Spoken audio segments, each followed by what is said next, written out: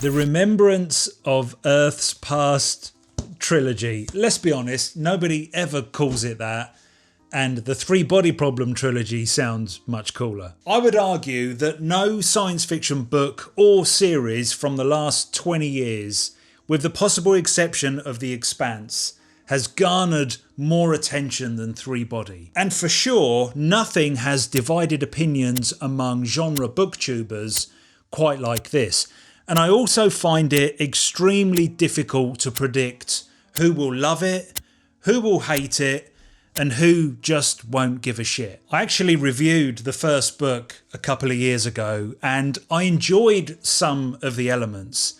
I said something like, I really appreciated the boiling down of scientific principles into a visceral experience. But I also found the characters, the prose, the pacing, this super convenient, clunky exposition really tedious. I thought it was a book full of great ideas with a really interesting backdrop that was executed poorly. Maybe something was lost in translation, but in short, I didn't give a shit and I stopped reading after the first one. Cue a barrage of comments insisting that the first book was definitely the weakest one, The Dark Forest was a huge step up in quality, and Death's End was also amazing. The lovers of Three Body were urging me to read the whole thing before passing judgment. So with the motivation and the support of our community read-along, I've now read the entire trilogy.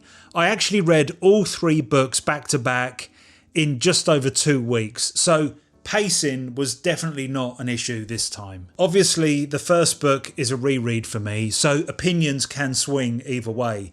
I actually enjoyed the Three Body Problem a lot more the second time around. Those poorly drawn characters didn't drag the narrative to... Oh, hello? I can't believe you're about to praise this god-awful book. You should know better. You've read some genuinely good stuff. This is just a dumpster of old science fiction ideas in a slightly different disguise. Calm down and let me explain, please. I think I enjoyed the first book more this time because I was expecting that wonky delivery. I still think the characters are very flat.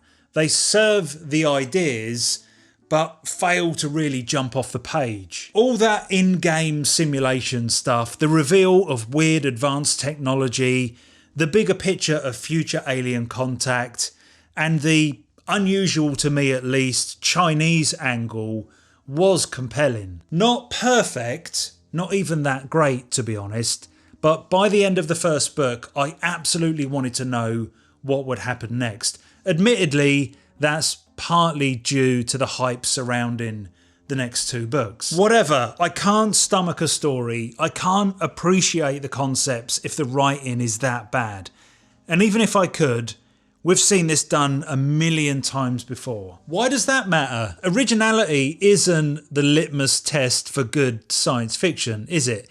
If you require every book that you read to give you something fresh, you're going to be very, very disappointed almost all of the time. I think there's a different debate going on here, one that reveals more about the reviewer than the actual book. I see the hardcore SF readers referencing, while grumbling, the obvious Clarke and Asimov inspirations, but also the obscure, I don't know, E.C. Tubbs short story where the idea for the Sophons possibly originated. Congratulations, you fell out of love with science fiction. You're oversaturated. I also see a lot of people reading this who don't have decades of experience and knowledge under their belts, and the scale and the ambition is blowing their minds. Are you saying that just because I've read a lot of science fiction, I can't enjoy this? No, I'm saying the extreme views, the pure love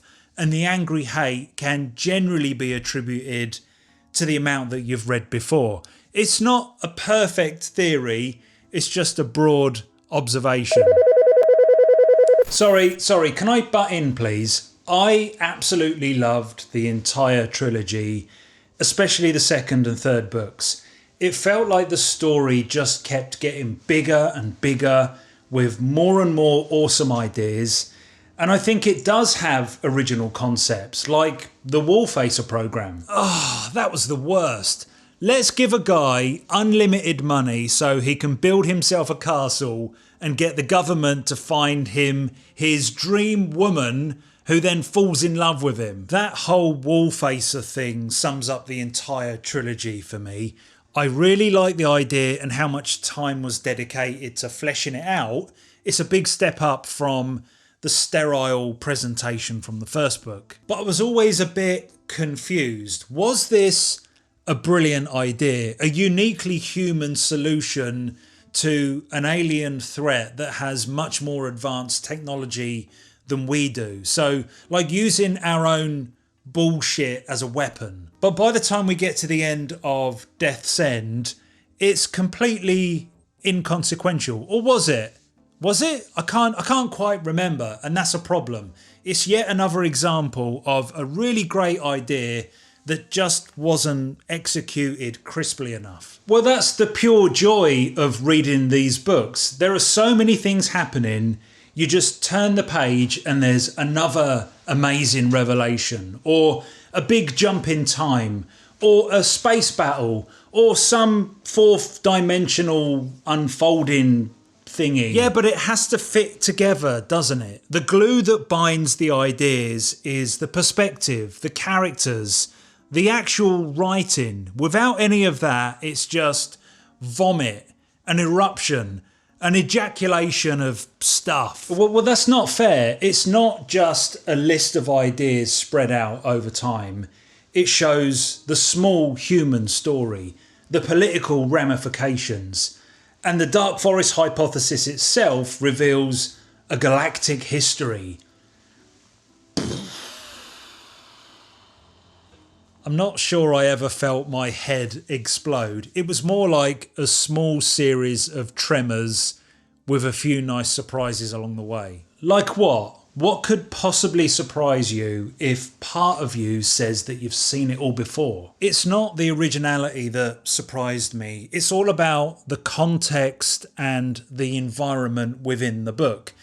At its weakest and most predictable, we get flying cars, the internet on your t-shirt or something, and Beijing is unrecognisable in the future. Ugh, whatever. But I was jolted by the everybody having to move to Australia thing. I think that's a great story all on its own. And the droplet alien ship devastating the space fleet.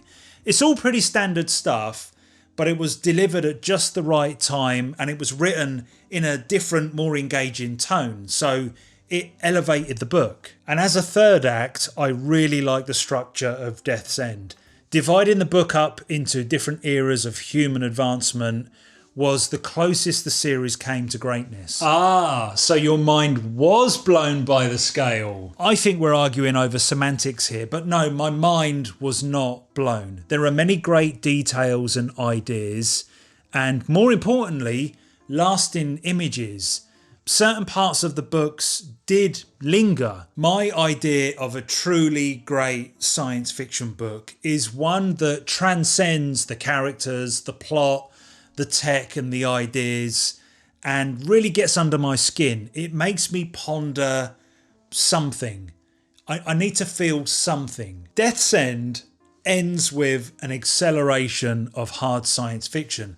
There are characters there, but the story somehow feels detached from those characters and it doesn't stick the landing. I think it's a combination of reaching too far and also not having the writing dexterity to suggest another layer. And I think the big alien threat was just too mysterious. That's because it's shit. It's not shit. Let me put it another way. Just like The Expanse or any other join the dots science fiction, I have no desire to read it again because I don't think I will ever get any more out of it. But of course, that is just one person's opinion, and that's an opinion that did indeed shift from the first time I read the first book. So what the hell do I know? I don't think we're ever going to completely agree. So why don't we finish with a review summary from each of us. We can be a trident of opinions. Okay, Remembrance of Earth's Past is everything I could possibly want from science fiction. It's a first contact story at its core, but it goes way beyond that, introducing new complex ideas with every single chapter. The characters may not be the most engaging, but that does fit with the style of the books. It's about humanity, not humans. It's way too big for an emotional story, and it's better for it. I think it juggles very complicated physics, time dilation, Moore's law disruption, alien contact, and a plethora of adjacent sci-fi subgenres perfectly. But best of all, it kept me on my toes and exceeded my expectations while I was reading it. And I was left pondering what's really out there and the possible real-world implications of cosmic sociology. I really look forward to reading the whole thing again one day. Oh man, are you sure we read the same book? Right, look. Ultimately, I read for enjoyment and intellectual gymnastics, but all that went out of the window with the annoying prose and stupid premise. There are a lot of ideas, I will give it that, but everything is delivered in this tedious, clunky exposition.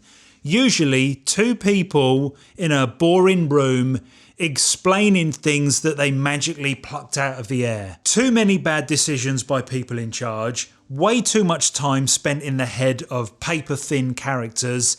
It's 1,300 pages of rubbish writing, borderline propaganda. It doesn't have the chops to commit to characters. It doesn't even really explain the hard science fiction. It just has a lot of it.